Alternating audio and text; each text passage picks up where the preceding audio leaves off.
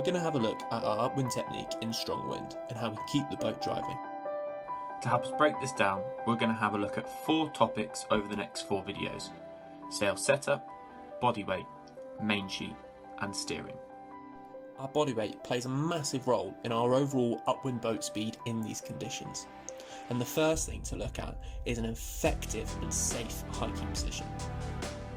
This starts with ensuring the correct tow strap setup and length depending on the sailor's size. Smaller sailors will want to use a loose windward tow strap, but larger sailors might opt for tighter tow straps or even hooking their back foot around the leeward strap.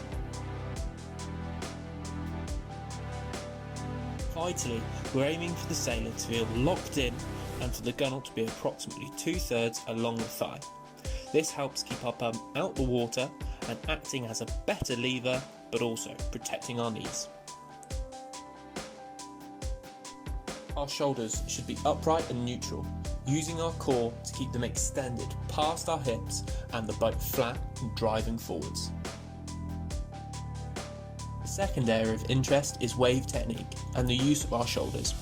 As the bow of the boat comes to the foot of the wave, throwing your shoulders back and pulling up with your front foot pops the bow of the boat up and over the wave. This movement can be extreme for larger breaking waves, corkscrewing your body backwards with your head looking back towards the transom of your boat.